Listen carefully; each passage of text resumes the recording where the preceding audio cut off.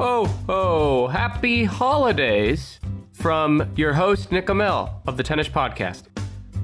Am I supposed to introduce myself here? Yeah. I'm Brandon. That's typically what you do during the intro of a podcast, Brandon. You didn't throw it to me or anything, you just... I thought it was self-evident, but did you notice that I said Happy Holidays and not Merry Christmas? And that's because the liberals... The war on Christmas was won? Yeah. Liberals have taken Christmas from us, Brandon. Oh, well, they didn't take it from our top 10 list today. Yeah, I remember you telling me we had a holiday-themed top 10 list. But before that, I do want to ask you, do you have any Christmas plans? No, I have less plans than any other year, mostly due to the pandemic, which is fine. It's going to be great. More importantly, are you on the naughty or nice list this year? I mean, I'm always on the nice list. Mm-hmm. Not buying it, but go ahead. What's your list topic today? So today, the top 10 list you will be guessing are the highest grossing Christmas movies coming to us from Box Office Mojo. Highest grossing Christmas movies. Okay. Highest grossing Christmas movies. Christmas, right? Not like and there's no Hanukkah movies? No, although I wish they would have factored those in, but the only one I could think of was there's an animated Adam Sandler movie about Hanukkah. That's also the first one I thought of. 8 Crazy Nights. That's the only one you thought of, right? Is there another Hanukkah movie? But if I thought about it for 4 or 5 hours, I could think of one. Exodus. Is that a movie? The one with Charlton Heston? We're off the rails here. Let's see. Yeah. Tell me about the list. Tell you about the list? Well, okay. Is it domestic? Is it global? Is it adjusted for inflation? All that stuff? No, we're not getting into all that shit. It's just top grossing. And yeah, I suppose it is worldwide. Okay. Top grossing Christmas movies. All right, I'm going to nail it. I doubt it. If it's not adjusted for inflation, that might affect my guesses here. Well, a lot of the older things you might be associating with Christmas are likely TV specials, which weren't released in the theater. Okay. Is Bad Santa 2 in the top 10? No. Bad Santa 1? No, neither Bad Santa movies are in the top 10. I was positive they'd be 1 and 2. All of the movies in the top 10 are viewable by children. Oh. Which is not as fun. No. Well, okay, so then like no National Lampoon in there either. National Lampoon's Christmas Vacation is not in the top 10 either. Okay. But they are not all recent movies. I have a decent idea of the top few. Okay. So I'll try to guess the back half. Let's start with one kind of out of left field, but it's got some big names in it. I've actually never seen it, but I just remember seeing the trailers for Christmas with the Cranks. No, Christmas with the Cranks is not in the top 10. Well, I'm out of guesses. There's no other Christmas movies in the entire world, so I don't know where you're pulling this list from. Who is in Christmas with the Cranks? Tim Allen and, what's her name? Jamie Lee Curtis. Jamie Lee Curtis, thank you. Are they the Cranks? Supposedly. Haven't seen it. Well, then keep guessing. It's funny, real quick side note, this is so different now in today's world versus the world where you and I grew up in when we watched TV with commercials and shit. Mm-hmm. Because there's probably hundreds of movies that I've never seen, but I still know I've heard of them and I can like remember the trailer for them. So like Christmas with the Cranks, I've never seen it, but I still recall from the trailer the shot of Tim Allen with his face full of Botox, like struggling to speak. Uh-huh. Do you know what I'm saying Some though? solid Like Botox jokes. Yeah. Yeah, if you watched live sports, you would have that same thing going on. Okay, well, there's that. Okay, so another guess for you. I'm going to guess around 6 or 7 is Elf. Elf is number 6. Okay. I'm not going to, we do this, this every fucking week. Let's just let it breathe for a minute. No, I don't need to. It's also a multiple of 2, just saying. Okay, and we're not getting into 2s either. So Elf came out in 2003 and earned $220 million. And yes, it is number 6 on the list. Nailed it. Is it safe to say pretty much everybody has seen Elf by now? I think Elf has become the new go-to classic Christmas movie. It is. Yeah, of all the movies on here, I think it's one that's made cemented itself in classic status very early. I think a lot of people probably have a tradition around watching Elf or showing Elf to their kids. If you've been living under a snowman. Or a butt. Or a snowman's butt. It stars Will Ferrell as a big old elf, big adult man elf, and James Caan as his dad, and Bob Newhart as a little old elf. A human who is raised by elves. That's what the movie's about. It has the highest approval rating of any of these holiday movies on Rotten Tomatoes with 84%, which might give you some clues. Actually, that's got to be Will Ferrell's top-rated movie. Maybe so. It probably also still makes a ton of money. I'm sure people are buying it all the time. Plus, it's in syndication constantly on TV every year. I like this movie. We own it. I think we own it on a couple different formats, and I've watched it this year. And, you know, I've seen it a bunch of times, so I don't laugh quite as much as I did maybe the first time. But the footage of him walking away, like the Patterson Bigfoot footage, always makes me laugh. It's crazy that, you know, it came out relatively recently, probably compared to a lot of other films on this list, but it did, like we said, it reached cult Christmas classic, whatever you want to say, like pretty immediately. And a lot of the jokes that are like laugh out loud funny the first time you see it have almost become cliche, like in pop culture now. Like, you know, your grandma's going to share memes about, it's Santa! I know him. You know, yeah, like, everything he says in that has been abused to death by now already. Yep. My last note about Elf, because like I said, Elf is well-tread territory, but I did not know this. Do you remember that Buddy has a 12-second long belch in the movie? Yes. I think it's after he chugs a 2-liter bottle of Coca-Cola. Yeah, he drinks the whole thing in like 5 seconds. Did he really do that? No, I think it was some kind of a special effect.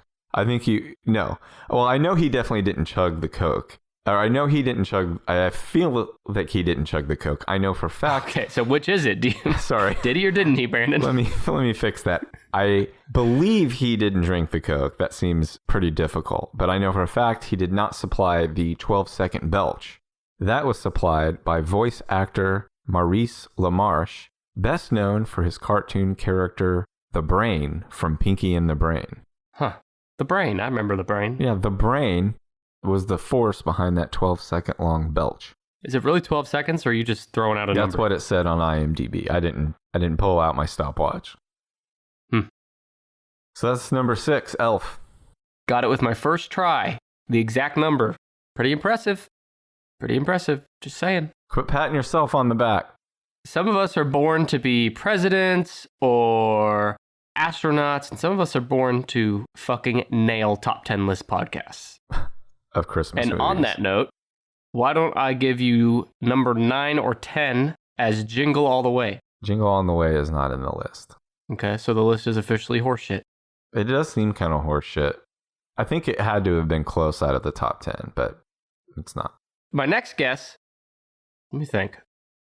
I'm trying not to guess what I think is the top few. You were really swinging a lot of dick around a minute ago, and now you're awfully quiet.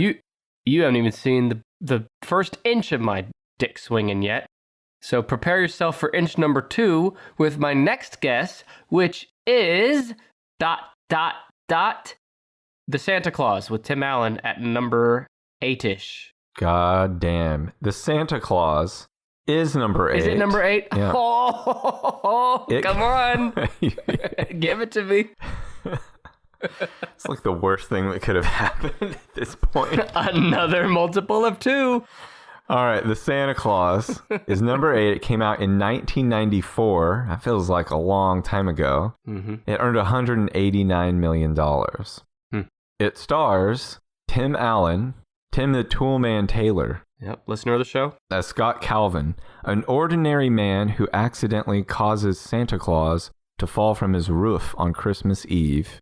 When he and his young son Charlie finish St. Nick's trip and deliveries, they go to the North Pole, where Scott learns that he must become the new Santa and convince those he loves that he is indeed Santa Claus. I guess it is a clever little plot. You've seen this, right? Yeah, of course. I had explained to my kid, we haven't watched this. He's not very interested in it. But I did tell Not enough fucking lightsabers and explosions. No, I said, thought he might like it because I tried to sell him on it that Santa Claus dies in this movie. He's like, no, he doesn't. And I said, yes, he does. And that is what happens. Santa is on Tim Allen's roof, and Tim Allen grunts, scares the shit out of Santa. He slips off the roof, and it hits the ground, and he's dead.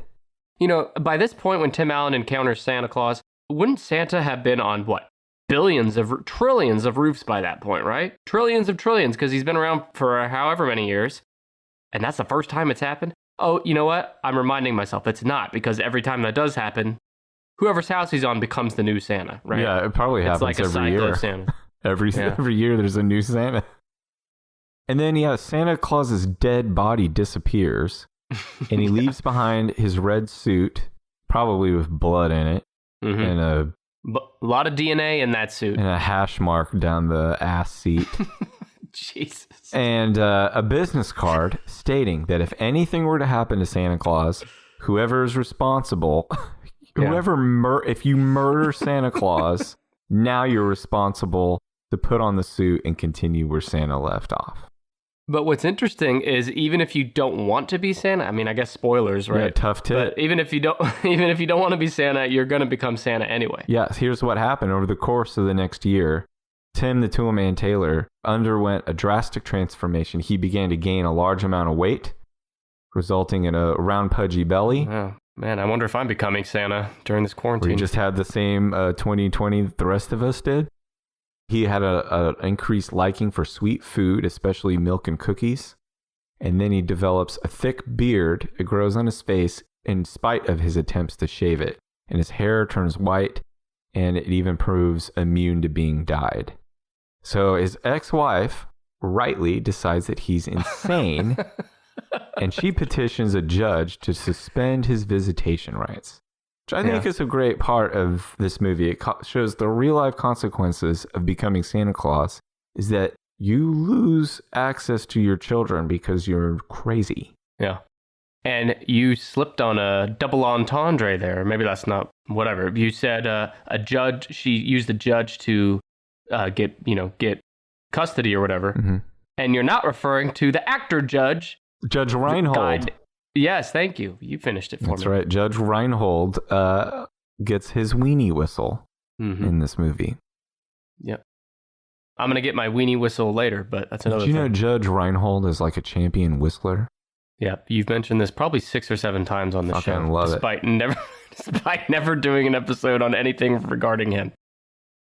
So after his wife says, "You're nuts and you can't see your kid anymore," get out. He uses the help of an elf to transport him and his son Charlie to the North Pole. And his ex-wife calls the police because he's now a kidnapper. Mm-hmm. He gets arrested and the elves break him out of jail. So he's a fugitive. Oh yeah, remember there's like an elf SWAT team that comes in and helps him. Do they shoot anybody? Have some sort of guns. I don't think they're guns though. They're kind of like they shoot gumdrops or something. Yeah. So he returns to his ex-wife's house to kidnap his son again. Somebody's got to stop this guy. And and the real Tim Allen, I think we've talked about it before, he has a criminal record. Yep. Disney had to make an exception to their policy of not hiring ex-convicts to get the tool man in this movie. I didn't know.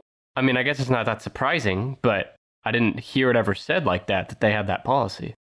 It's interesting. We have that policy too. When you were interviewing to be my sidekick host, I had to prove it. No felons. I hadn't. Mm-hmm. Yeah, I've never been convicted. Now, the role of Scott Calvin / Santa Claus was written with Bill Murray in mind. Oh, that would have been fun. But he read the script and said, no. So after he turned down the part, then they tried to get Chevy Chase, and he didn't do it either. It's not a bad script. I mean, I don't know. Depends how you look at it, I guess. It's not the most artistically satisfying movie in the world, but as far as like shitty Christmas movies goes, it's one of the better ones. It's not going to ruin your day. No. It's also not going to win any awards, but who gives a shit? No. Well, it got in the top 10 of this. Got a bunch of money for a bunch of people. Mm-hmm. There you go. Tim the Toolman Taylor grunting his way into the top 10. Hey, you mentioned, we got Tim Allen and others a bunch of money for doing the show on him. Well, I want to give a quick plug to our new thing we're trying. Okay. Which is that... Thing? Well, I don't know how to explain it really, but it's a referral program. You go and you get a special link for the Tennis Podcast. You share that link with your friends, and every time someone uses that link to listen to the show, you unlock rewards. So for example, if you get even just one friend to listen to our show using your special custom link, you'll get a sticker mailed to your house, and we know how important that sticker can be. And if you get 5 friends to listen, you'll get a free shirt, which is like a $20 value. And then if you refer 10 or more friends, me and Brandon will personally...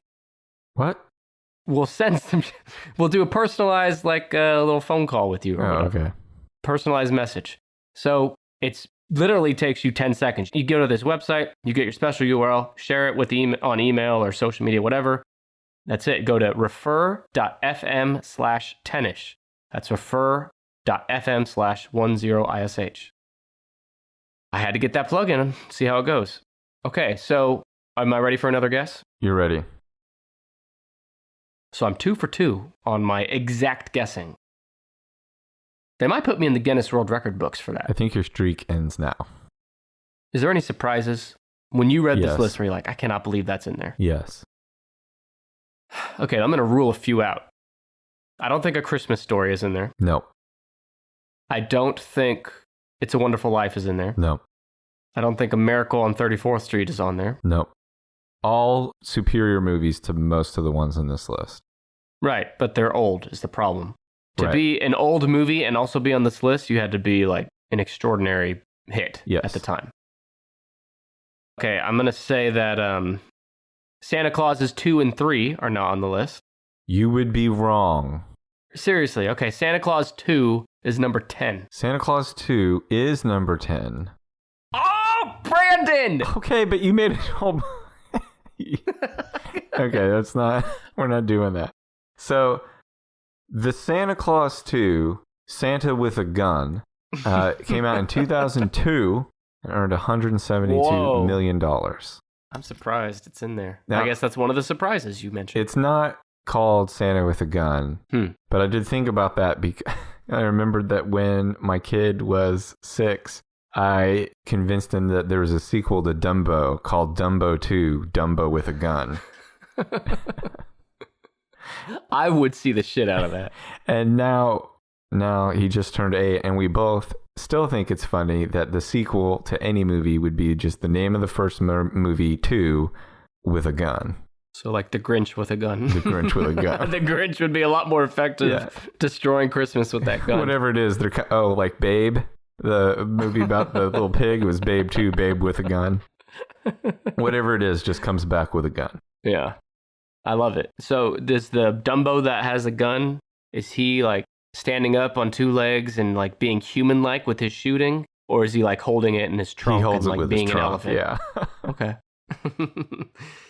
Great. So the Santa Claus 2 is the second installment in the Santa Claus trilogy.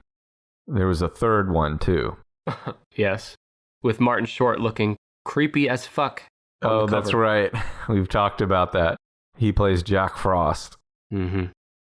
Everyone from the first Santa Claus came back for this one. It takes place 8 years, or it was made 8 years after the first. I don't think it's supposed to take, maybe it does take place. Who gives a fuck? Well, it does kind of matter because part of it is about his son, Charlie, is on the naughty list, and he's on the naughty list for vandalizing the school. Oh, no. Which is the same thing that AJ Soprano got started out with. Yeah.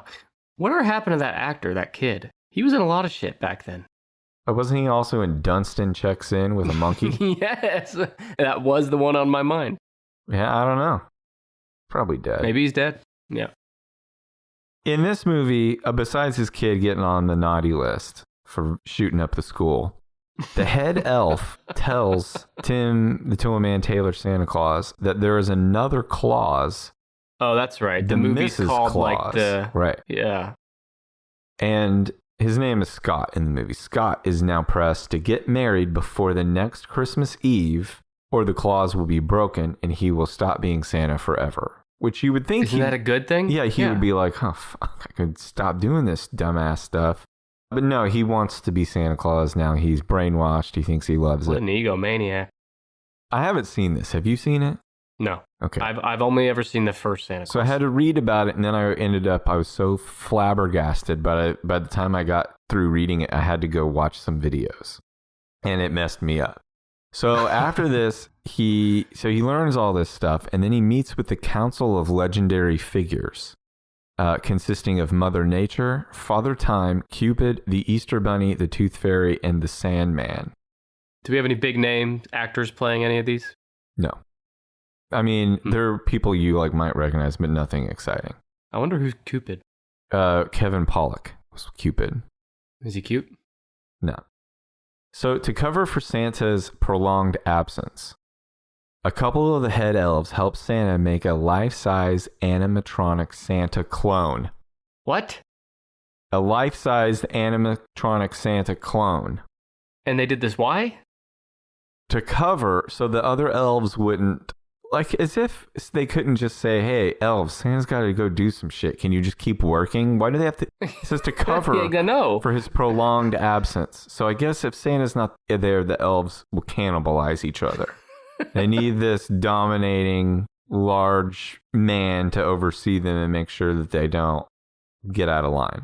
So they create a life-size animatronic Santa clone, and they tell the elves that Santa had a makeover, so they won't question the strange rubberized synthetic appearance. Does it talk? Of toy Santa. Yes. Do you remember the Burger King? What his head looks like? Of course. Okay. How could I forget? Kind of in that style. Just like a giant plastic figure, but also sort of realistic. And look, when you look for the image of toy Santa from the Santa Claus 2, you're going to be terrified. I'm looking him up now. Oh, yikes. But is it a self-aware, intelligent robot? So that's what we're about to get into. That's what I wondered too. Let me unfold the story of the Santa Claus 2. So at the North Pole, Toy Santa goes fucking ape shit. And as one does. He goes full dictator and puts everybody on the naughty list. And he mobilizes an army of toy soldiers. And he forces the elves to deliver lumps of coal to every boy and girl in the world. Oh, no! So meanwhile, while this shit's going on, Scott Calvin Santa Claus travels back to the real world, and he has some magic that helps him look normal again. He looks like Tim the Toolman Taylor instead of Santa. So he meets with his kid's principal to save his kid's soul because his kid is off the rails. He ends up falling in love with the principal, whose name is... What's her name? Let me try to get her name. Her name is Carol. Like Christmas Carol, Brandon. Exactly. So he falls in love with Carol, and he tries to tell her that he is Santa. And she says, oh, God. Get the fuck out of here. I'm kind of fuzzy on the next part, but somehow his son's emotional problems and Principal Carol's rejection are reversed and fixed when he shows them a magic snow globe. Wait, that's how he convinces her? Yeah, they're both convinced. His son is convinced not to be a delinquent anymore, and the principal is convinced that he is Santa Claus because he shows them a magic snow globe. You just have to buy it. Which is pretty incredible because, one, adults don't even think Santa's real to begin with. So now you're convincing her not just A, Santa Claus is real, and B, I'm Santa Claus. That's a tough sell. This is like the last podcast on the left recently did an episode on shared mental illness, and that's what this sounds like. Yeah. So his kid and Principal Carol summon the Tooth Fairy, who takes them all back to the North Pole. Yeah. And then Toy Santa is like, fuck that. He catches them and ties them up. But Scott Calvin / Real Santa goes after Toy Santa in the sky because he already left on a sleigh with his coal, with his sleigh full of lumps of coal. Yeah. And Scott rides a rambunctious young reindeer in training named Chet and takes him down. They crash back into Santa's village. And then his son and Principal Carol lead the army of elves in a snowball fight to overthrow the toy soldiers. A snowball fight, Brandon? Yes. Well, because it's all cute and safe. I know, but are there deaths and casualties? It'd be a lot better if they the elves fucking ran on them like a Civil War line of soldiers with bayonets. Well, I'd love if one side thought this was a cute movie and came prepared with snowballs, and the other side came prepared with knives fight to the death. Toy Santa is defeated. The way he's defeated is that he's reduced to 6 inches in height. Oh, good. So he's toy size. He's an action figure. And then Scott marries Carol, and he transforms back into Santa, which had to be very disappointing for the wedding night. And during the credits... I get it. During the credits, it's clear that Carol has begun her transformation into Mrs. Claus, which I assume means a fat booty and some banging boobies and white hair. She just stays the same, except the booty grows by 10 times, and she gets some white hair, yeah. And my last note on that is when Scott is trying to explain to Carol that he is Santa, she's talking about how he is a guy. She says, well, so far so good. You don't wear socks with sandals, and you've never been to prison. And Scott replies, well... because Tim Allen did spend time in prison. Is that supposed to be an inside joke about the real Tim Allen? Yeah. So there you go. Cool. Santa Claus 2 did make the top 10. Santa Claus 2. Well, it sounds like a fucking trip that I might need to watch. It does sound pretty weird. Just like Mama always said, foosball is the devil. But what's not the devil is our sponsors, Bet Online. Bet Online is your online sportsbook experts, and they're going the extra mile to make sure you can get in on every possible chance to win this foosball season. From game spreads and totals to team, player, and coaching props, Bet Online gives you more options to wager than anywhere else, including Mama. You can get in on their season opening bonuses today and start off wagering on wins, division, and championship futures all day day. Head to Bet Online today to take full advantage of all the great sign-up bonuses. Just go to betonline.ag and use the promo code BLUEWIRE. That's BLUEWIRE, all one word, BLUEWIRE at betonline.ag. BetOnline, they're your online sportsbook experts, and don't worry, what Mama don't know won't hurt her. Listen up, fellas. 2020 sucked, but it's almost the new year, which means new balls with our sponsor Manscaped. Manscaped is the best in men's below-the-waist grooming, offering precision-engineered tools for your family jewels and helping 2 million men all over the world get rid of the hair on their balls. If you let yourself go in 2020 while in quarantine, you're not alone. I wore sweatpants for 3 weeks and ate nothing but junk food and DoorDash. And when I put on my jeans for the first time in a month, they hurt me. Manscaped is here for you to reboot and stay clean and shaved in 2021 so you don't have your bush hairs popping out all over the place like you've got Captain Caveman in a leg lock. Manscaped's here to give you a fresh start 2021 with their Perfect Package 3.0. It's got all the right tools for the job. You can come out of quarantine with clean balls. Thanks to the Lawnmower 3.0, this waterproof and skin-safe trimmer will reduce nicks to your 2 best friends, who are presumably your right and left testicle. The 3rd generation trimmer even has a light on it. It's going to give you the glow up you need in 2021. You don't have to wear a miner's helmet or set up floodlights in your bathroom anymore. It's also time to freshen up down there this year. The Crop Preserver is an anti-chafing ball deodorant and moisturizer. You already put deodorant on your armpits, probably. Why are you not putting deodorant on the smelliest part of your body?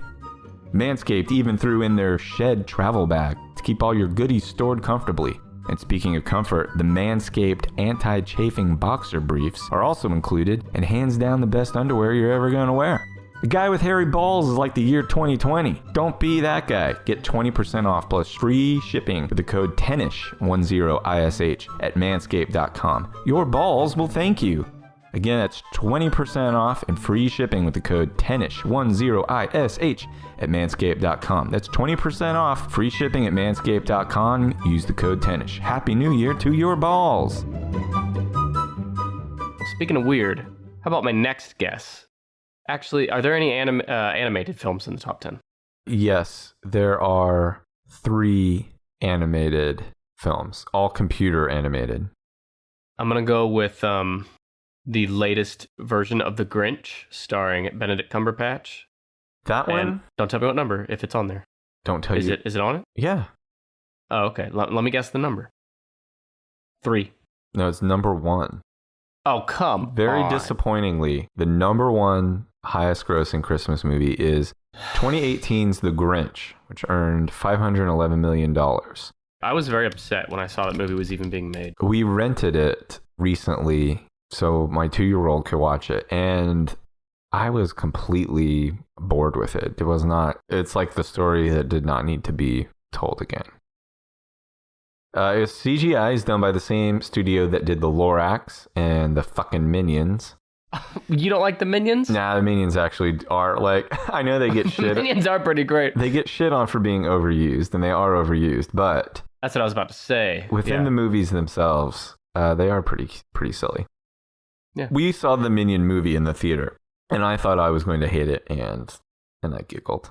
Yeah, I've seen all the Despicable Me's and the Minions, and they're all great. But you're right. If you haven't seen them, you probably groan at the thought of ever seeing it because of all the stupid memes used by your great Aunt Sally and shit on Facebook. But they are funny.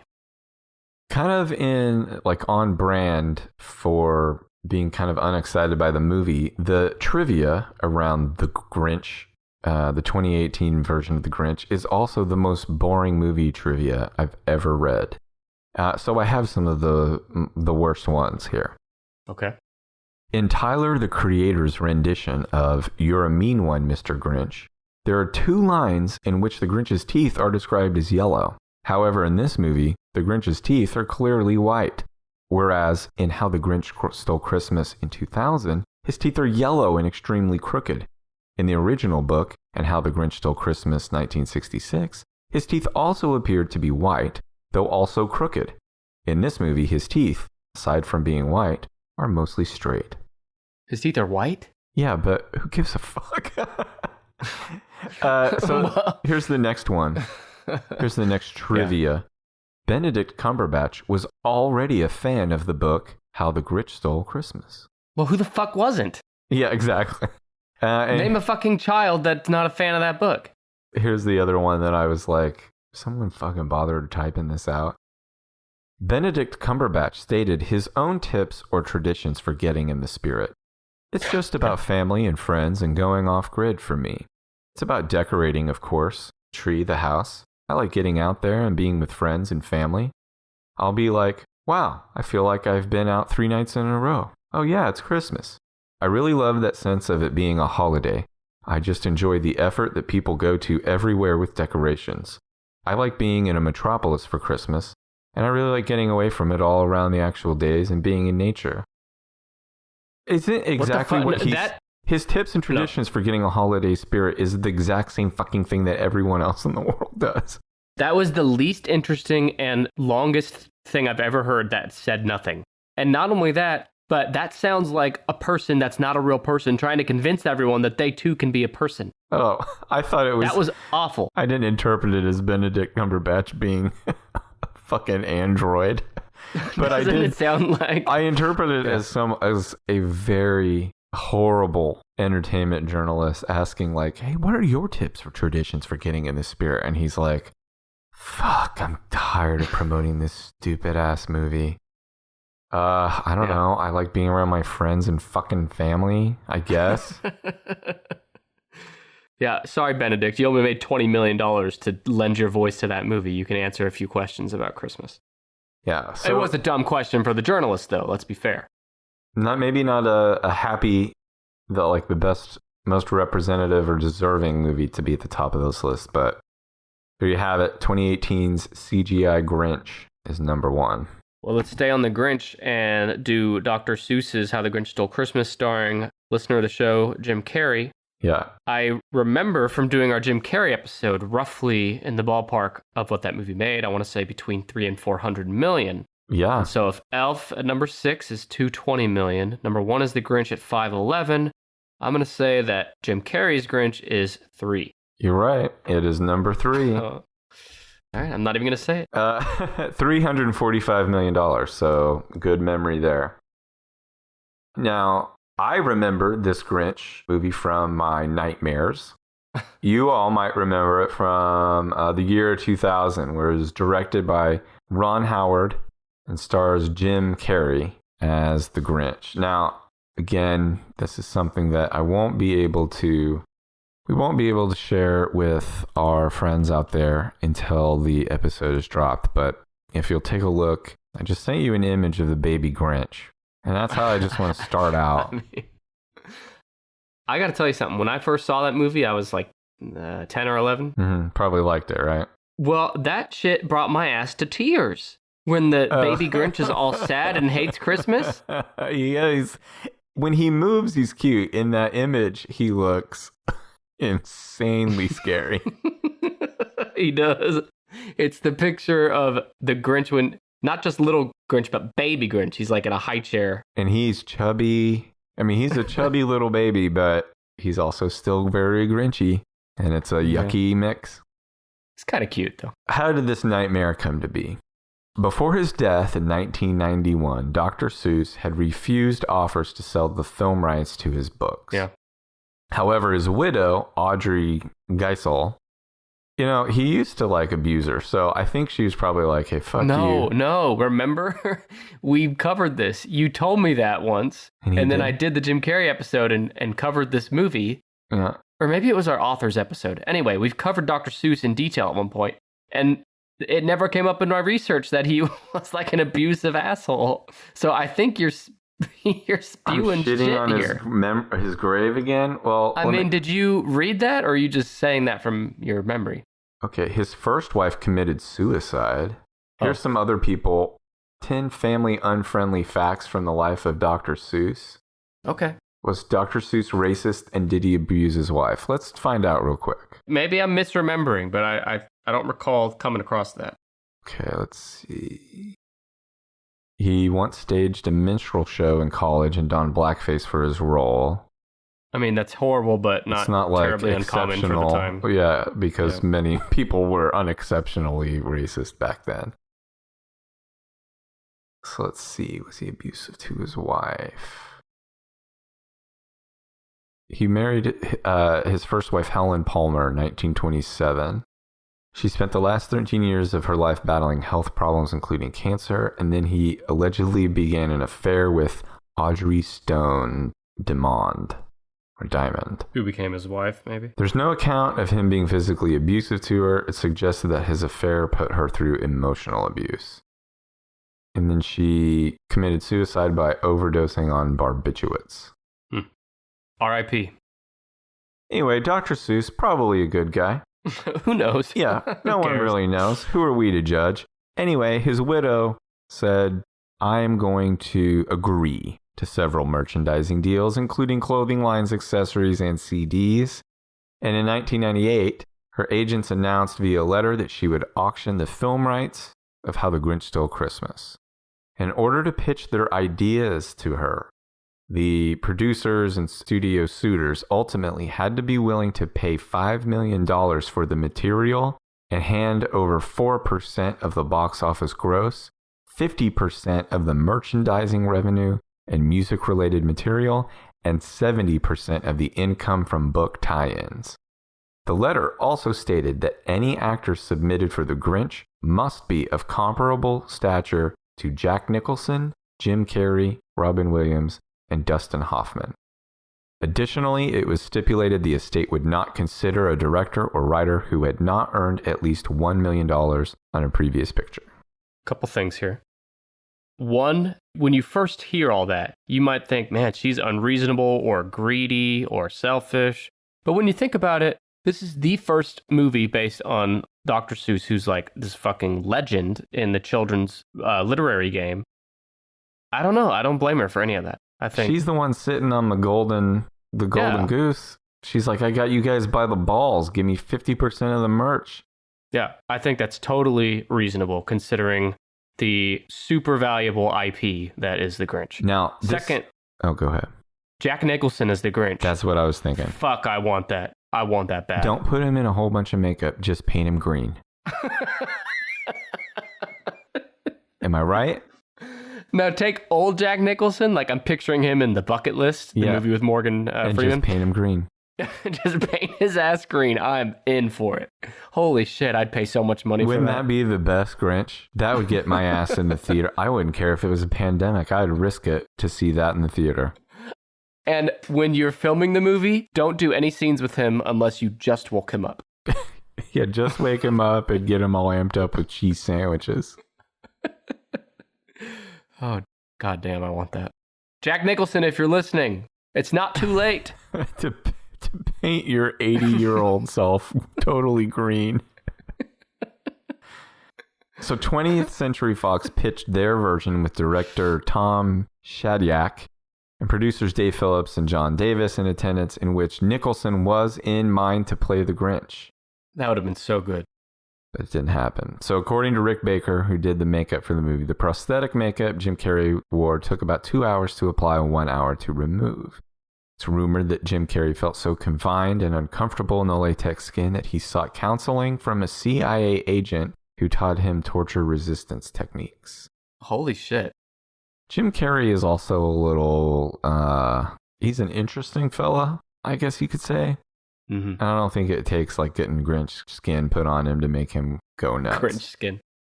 Yeah. There's worse things that could happen to you. He accepted the role of the Grinch when he heard a tape of the kids' choir singing the song, "You're a Mean One, Mr. Grinch." Had he never heard it before? I was kind of confused about how I should interpret the meaning, or the significance behind that bit of trivia.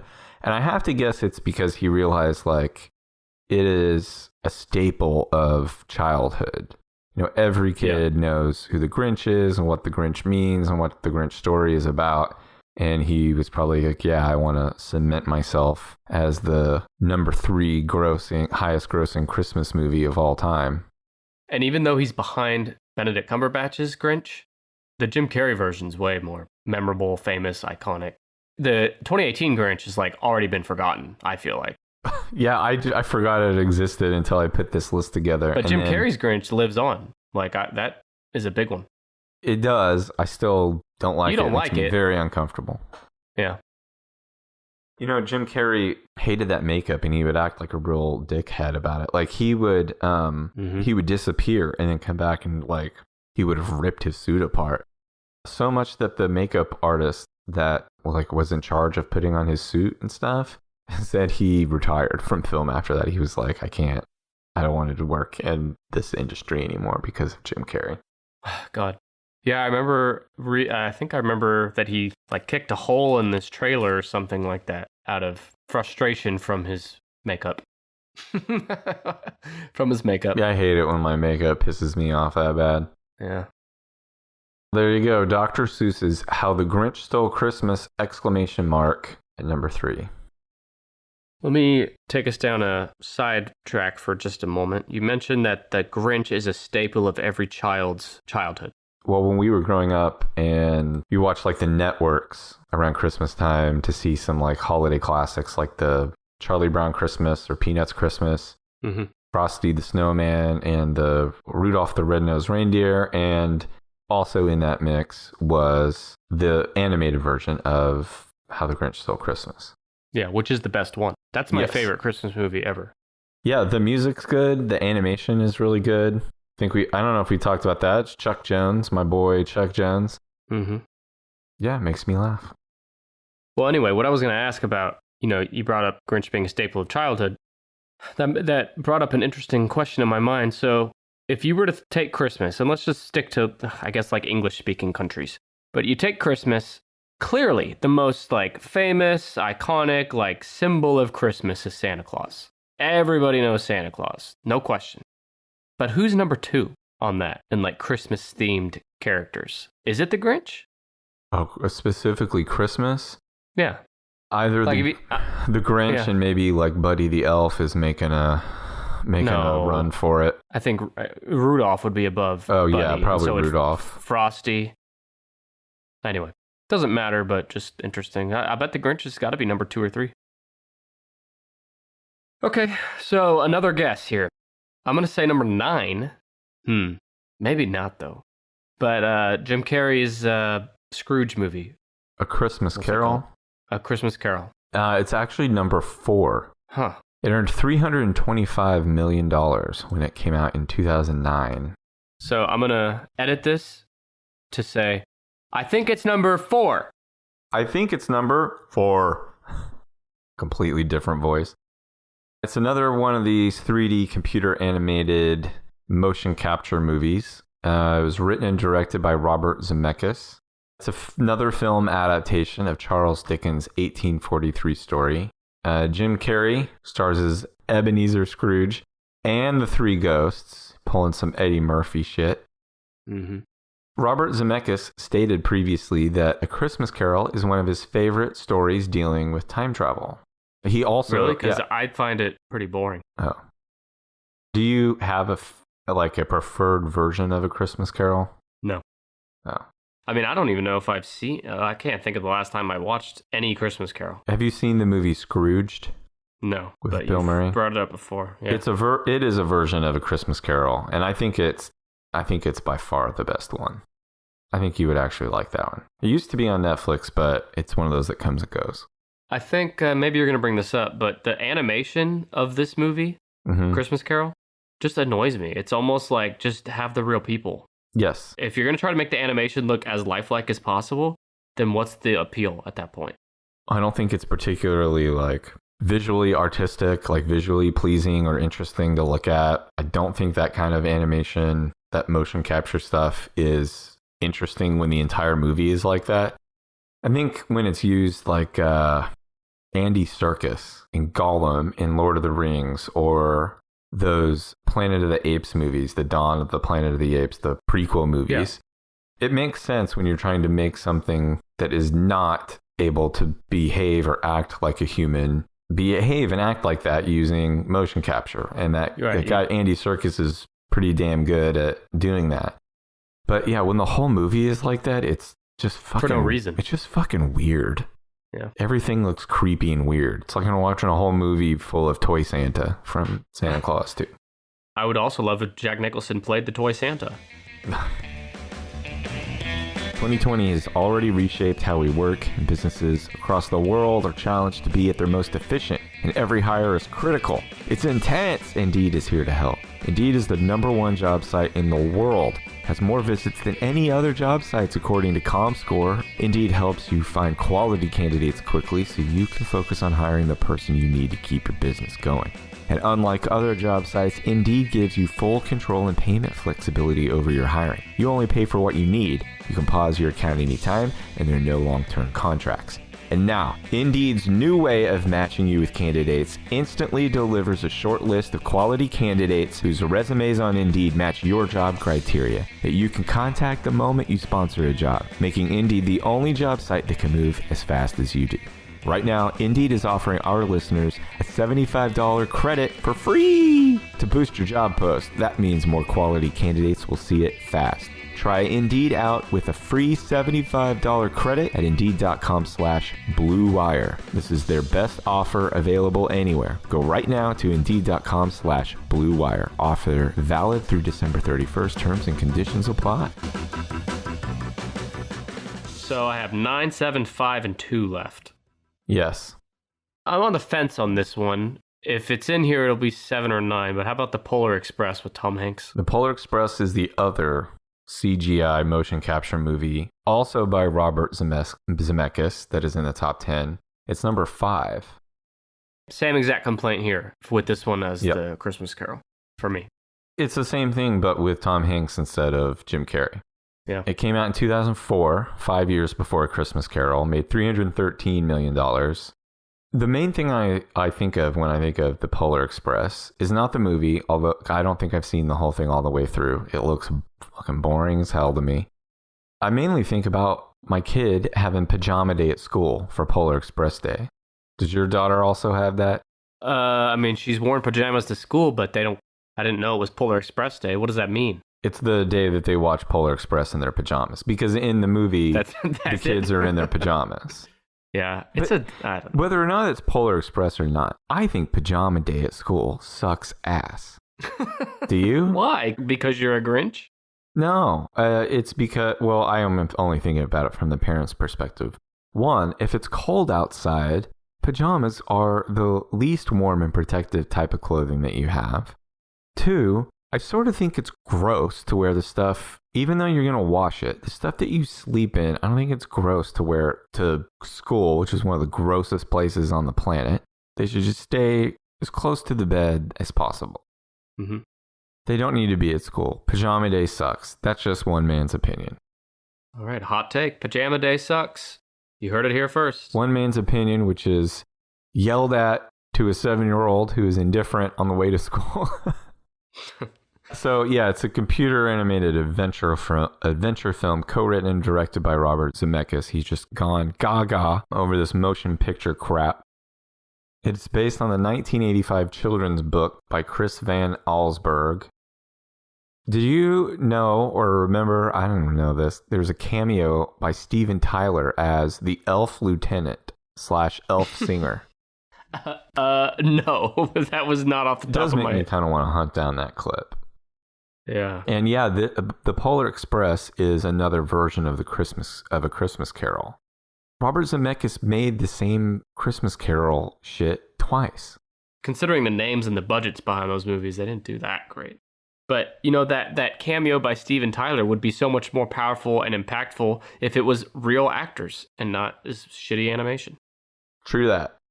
Polar Express, right. Number 5. Does this list consider Die Hard no. on here? No. Would it be in the top 10? Do you know?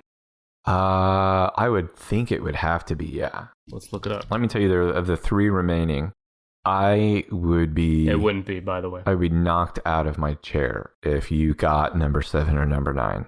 I never, ever, ever would have guessed either one of these. One of them, I had no idea even existed. Well, I'm going to knock you out of your chair. Number 2, I think you probably have on your list as a guess. So let's knock number 2 out then, because it's Home Alone, one of the Home Alones. Yeah, it's the first one, Home Alone. Home Alone 2 must not have crossed the 172 million mark, which I find pretty surprising. Me. Yeah. Home Alone grossed $476 million when it came out in 1990. Now, I remember the day I saw Home Alone in the theater. I had found an arrowhead necklace in my grandpa's backyard that afternoon, and I wore that arrowhead necklace to the movie theater to see Home Alone. An arrowhead necklace? Yeah. Why are you telling us this? I don't know. I was 8, and I found an arrowhead necklace the day that I saw Home Alone at the theater in 1990. Well, that's pretty special. I'm glad you told us that. So it was written by John Hughes. The original scores by John Williams. He stepped in when the original composer backed out. And the filmmakers never thought they could get John Williams, but he saw an early cut of the movie and was, quote, enchanted. Enchanted. Okay. Well, yeah, it is. It's got some good Christmas It's the best movie we've covered so far. Yes, that's what I was going to say. I think this is probably, besides Elf, this is the best movie on the list. I put it ahead of Elf, but yeah. John Candy was available for only 1 day to film his scenes. Really? It took 23 total hours to shoot. Holy shit. He was paid $414 since he did the film as a favor to John Hughes. Wow. In return, he was the only favor that Hughes allowed to go off script. According to director Chris Columbus, all of his dialogue was improvised. I can't believe they filmed all that in 1 day. I mean, he was in a lot of scenes. Polka King of the Midwest? Very big in Sheboygan. Yeah. Macaulay Culkin drew the map that his character uses to set up the traps. You remember that map he rolls out? Yeah. Yeah. I got the idea for this list because we were watching Home Alone. And I went to the IMDb page and was fascinated by some of the facts. And then I decided I wanted to talk about this movie and see if any other Christmas movies were worth talking about. So far, not really. During rehearsal for the scene where Harry attempts to bite off Kevin's finger, Joe Pesci actually bit Macaulay Culkin and left a scar on his finger. Damn. Did he apologize? I guarantee he did not apologize. Macaulay Culkin's stunt double for the movie was a very short 30-year-old man.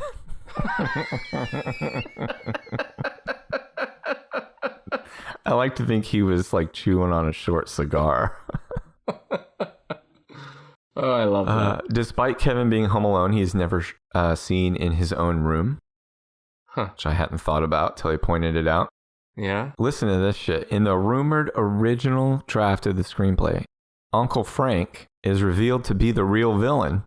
He's the villain behind the villains. He got Harry and Marv to work for him, and he hired them to rob the McAllister house and the other houses in the neighborhood, and also to kill Kevin. Kill Kevin? I know. But they didn't even know Kevin was there. That's the whole point of Home Alone. I don't know, but I mean, obviously this is some first draft material, but Uncle Frank also was going to originally murder Kevin. Well, then it wouldn't have been a PG kids movie. Well, you say kids movie. When kids watch this movie, when you watched it as a kid, what was your favorite part of the movie? What's your favorite section of the movie? It's when he's doing all the traps. Right, the traps, the injuries to the robbers. Yep. Well, Dr. Ryan St. Clair of the Weill Cornell Medical College diagnosed each of the injuries in this movie. So we're about to go through those injuries. Okay. So the injury, one of the early injuries, Marv gets shot with a BB gun to the forehead. Yeah. Classic air-powered projectile weapons typically have muzzle velocities of 350 feet per second or less. A BB fired at close range from such a weapon could break the skin but will not penetrate the skull and is unlikely to penetrate Harry's scrotum, especially through the fabric. Remember, he also shot Harry in the nuts. So the next injury, the iron falling onto Marv's face. Let's estimate the distance from the first floor to the basement at 15 feet. And assume a steam iron weighs 4 pounds. And note that the iron strikes Marv squarely in the mid-face. This is a serious impact with enough force to fracture the bones surrounding the eyes. This is also known as a blowout fracture and can lead to serious disfigurement and debilitating double vision if not repaired properly. A blowjob fracture? A blowout fracture. Oh, okay. So he got a blowjob so good, he came out disfigured. At this point, he would be debilitated. Right, he would look like Sloth from the Goonies. His head would be all disfigured and mushed up. And he'd have double vision. He couldn't do the rest of the shit. He couldn't see hide nor hair of the McAllister or Harry, right? Right. Now, handling a burning hot doorknob. Now, if the doorknob is glowing visibly red in the dark, it has been heated to about 750 degrees Fahrenheit. Oh, shit. And Harry gives it a nice, strong 1 to 2 second grip. By comparison, 1 second of contact with 155 degree water is enough to cause third degree burns. The temperature of that doorknob is not quite hot enough to cause Harry's hand to burst into flames, but it's not that far off. Assuming Harry doesn't lose his hand completely, he will almost certainly have other serious complications, including a high risk of infection and contracture, in which resulting scar tissue seriously limits the flexibility and movement of the hand, rendering it less than 100% useful. Kevin has now moved from defending his house into sheer malice, in my opinion. Yeah, no, I've always thought that. So basically, I mean, well, it's a thin line because they are trying to break in, but they're permanently they're also extremely slow learners. Yeah. In fact, like their desire to get into the home quickly escalates from stealing the goods into revenge on the child. Mm-hmm. So next injury, blowtorch to the scalp. Yes. Harry has an interesting reaction to having a lit blowtorch aimed directly at his scalp. Rather than remove himself from danger, he keeps the top of his skull directly in the line of fire for about 7 seconds.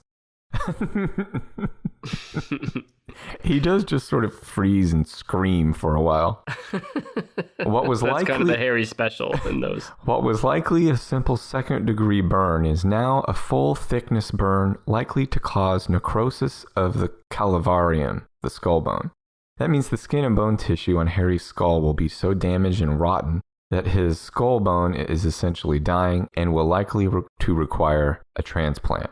On his skull? Yeah. How do you do a skull transplant? Maybe just for the skull bone, like the top of the scalp. I don't know. All right, next one, walking barefoot on Christmas ornaments. Walking on ornaments seems pretty insignificant compared to everything else we've seen so far. If I was Marv, I'd be more concerned about my facial fractures. Okay, a couple more injuries to go. Paint can to the face. Now that would kill you. Yes. Assuming the paint can is full, roughly 10 pounds, and the rope is 10 feet long, Marv and Harry each take a roughly 2 kilonewton hit to the face. That's about 450 pound forces hit to the face. That's easily enough to fracture multiple facial bones and is going to knock you out cold. Also, I wouldn't expect either of the wet bandits to walk away from this with all of their teeth, which they didn't. We know that Harry lost his gold tooth. You know, in Home Alone 2, Kevin is on top of a skyscraper and he throws bricks.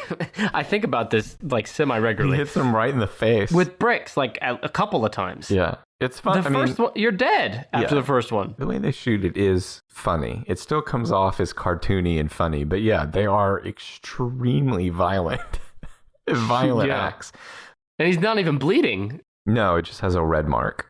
Yeah. The final injury, shovel to the back of the head. Remember, old man Marley delivers the blow to the back of the head.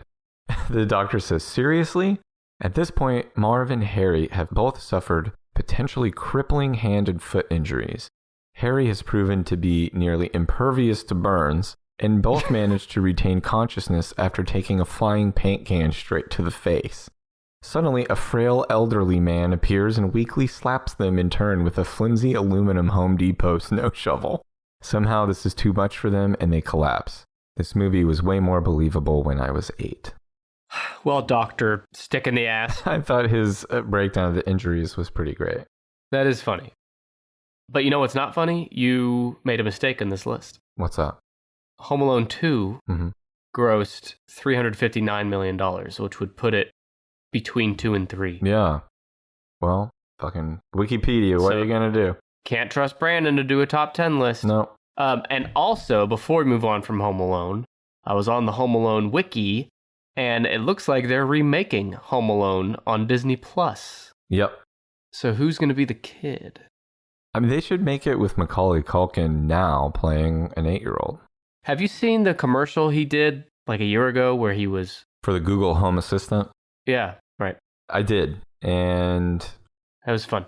I follow him on Twitter. He seems like he's got a pretty good sense of humor for someone who's obviously had a bizarre childhood. Yeah. So Ellie Kemper, who plays Erin in The Office, she's in the cast for the new Home Alone.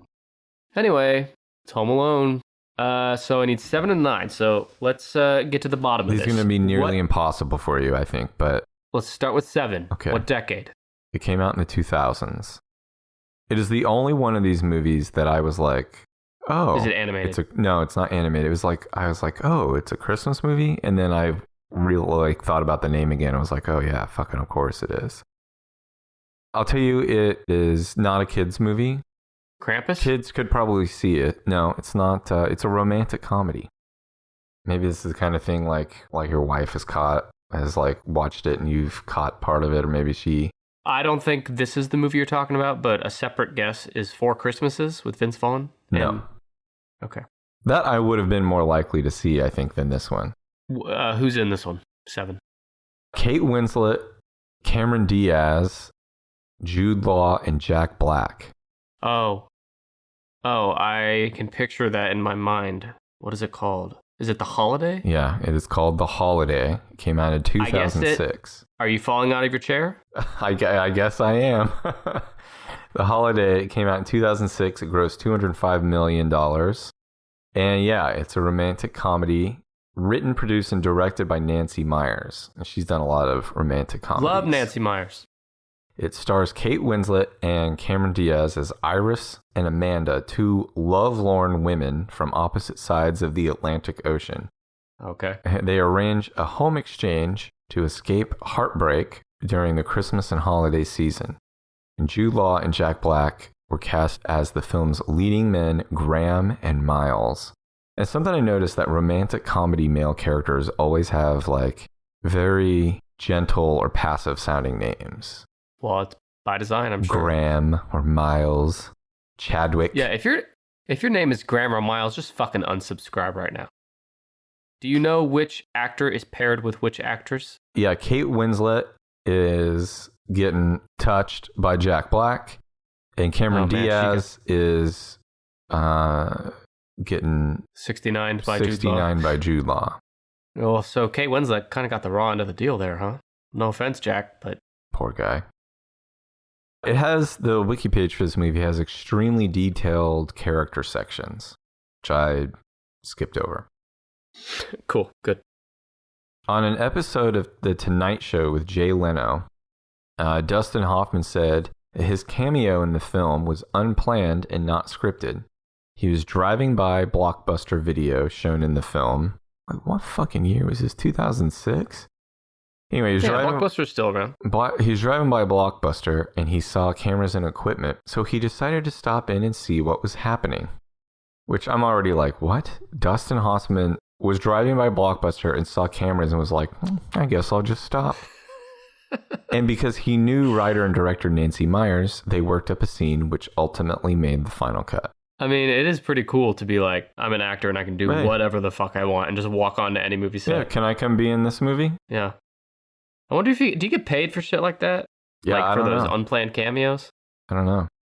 Because you shouldn't, but you know how fucking actors are and their agents. You know how fucking Hoffman is. Yeah.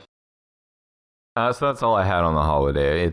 It technically takes place at a holiday. I never would have been like, that's a good Christmas movie. Well, guess what? I'll never see it. So Nope. that's fun. But before I nail number 9, like you know I will, I want to do some quick house cleaning before I forget. I want to let you know that this episode was released on December 23rd, and me and Brandon, We're dead. we got families and shit. Oh. And we're going to die and go to gay conversion camp. Remember last time you said we're going To get turned gay. To get turned gay, yes. Anyway, we're doing that the next 2 weeks. So the next 2 weeks, we will not have new episodes. Our next new episode will be 3 weeks on January 13th, 2021. And that's assuming the world doesn't end by then, of course. But between now and then, if you need your 10-ish fix, here's some ways you can do that. We're going to have a new Patreon-only bonus episode releasing during this break period. You can sign up at patreon.com/10ishpod to get that. The next 2 weeks, I'm going to post best of episodes, just like we did on our last break.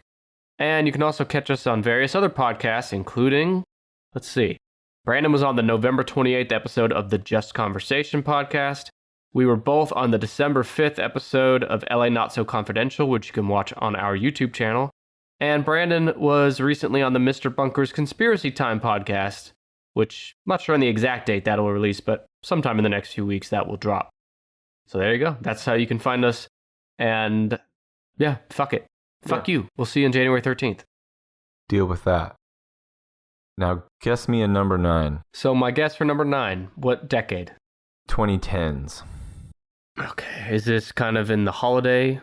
Oh, yeah. I bet I had 100% never even heard of this movie before.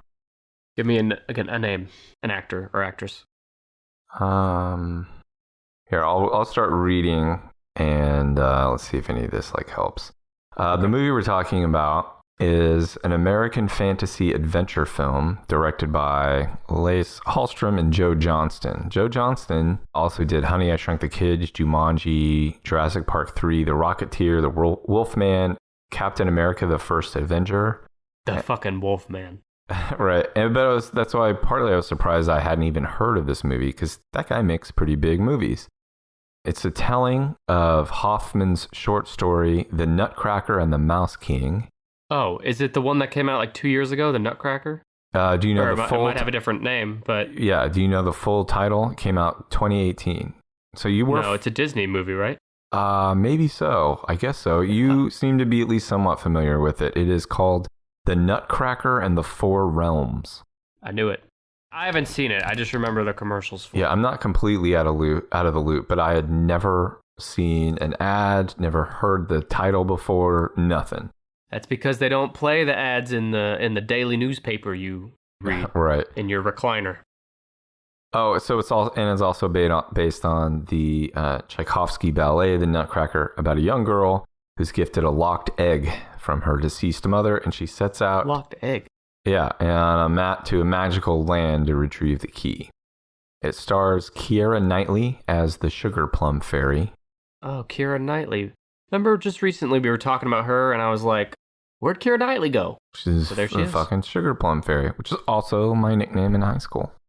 It stars a bunch of other people I've never heard of before, except for Richard Grant, Helen Mirren, and Morgan Freeman. Yeah, I'm seeing Morgan Freeman in an eye patch on the poster. Yes. Now, it received generally negative reviews. I would hope so. Criticisms of its story and dance routines. It has a 32% on Rotten Tomatoes. I love how they don't just criticize the plot or the writing. It's like fucking dance moves sucked. You guys dance like shit too. So this review actually kind of made me interested. I was like, now I got to check this out. I got to see some videos. David Ehrlich of IndieWire gave the film a grade of D+, which is like even more of a slap in the face than just a D, I think. Calling the film empty but eye-popping. So he went on to write, watching a visually spectacular but virtually soulless new family movie like The Nutcracker in the Four Realms is tempting to wonder if such eye-popping dreck has any hope of sticking with impressionable young audiences. Is there any chance that the kids today might be nostalgic for this hyper-saturated nonsense tomorrow? So anyway, I was like, God, this does not sound like it sucks ass. So I went and I watched the trailer, which I guess you have probably seen at some point too. And the trailer was like typical, like a Hollywood trailer with like huge thudding drums. Like everything is epic about it. The soundtrack and each shot. It makes the Nutcracker look like the fucking battle to save the galaxy. Yeah. It is Disney, by the way. I looked it up. Oh, and it also, probably because it's also made by the same producers and a lot of the same people who made like Tim Burton's Alice in Wonderland and some of those other Disney movies.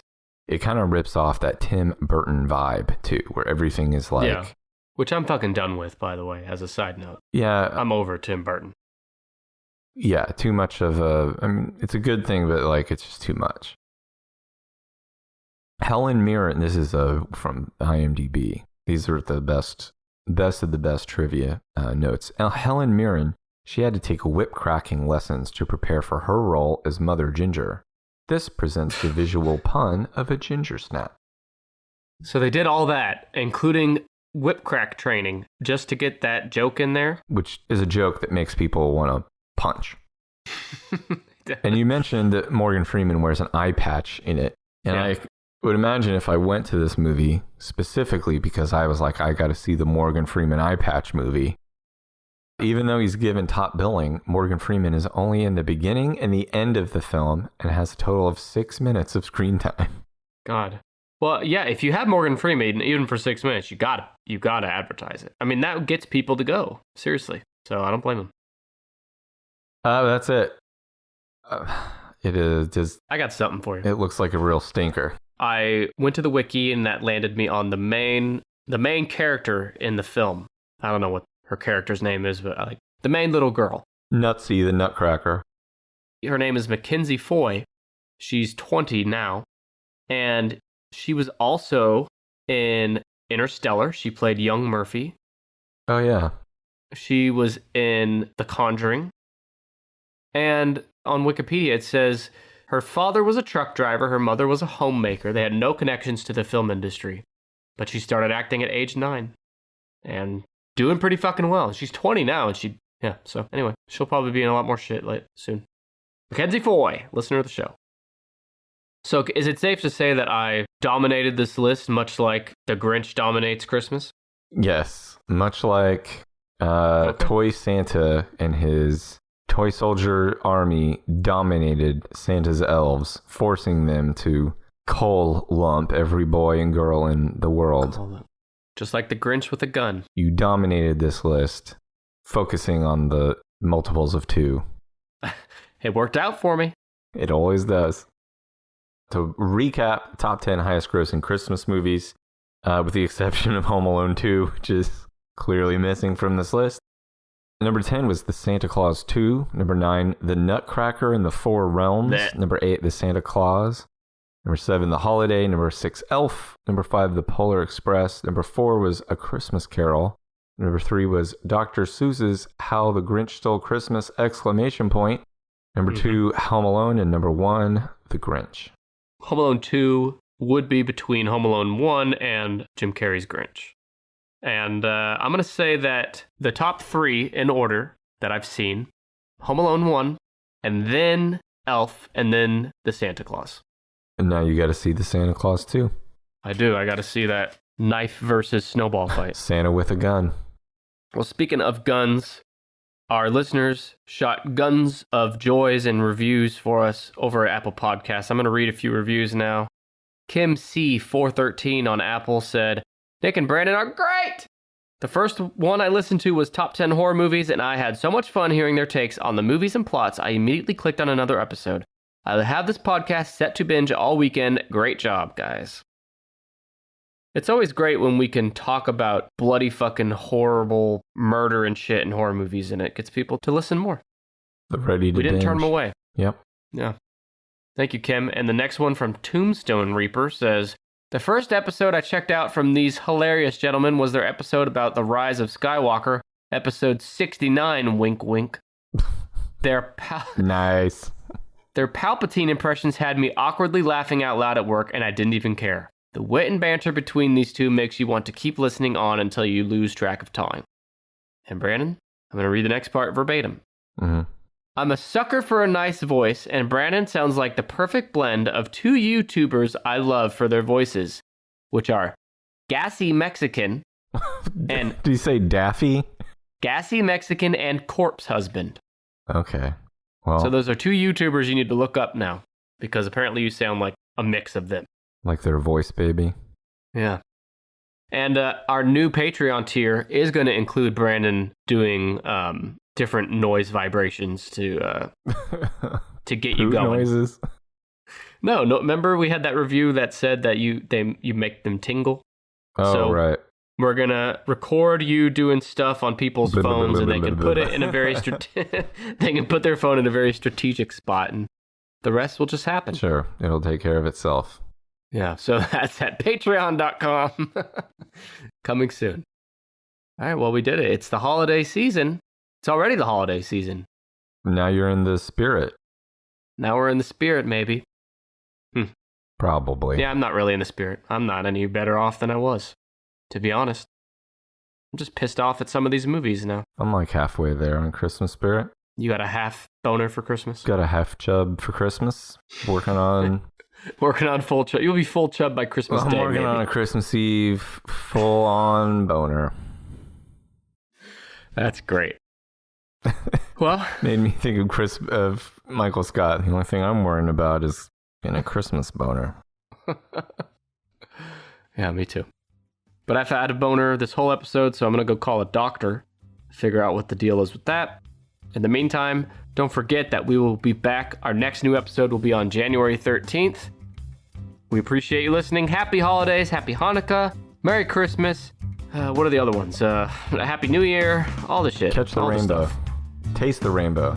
Bop, bop, bop, bop, bop. I'm loving it. Smell the glove. That's it. Goodbye. Bye.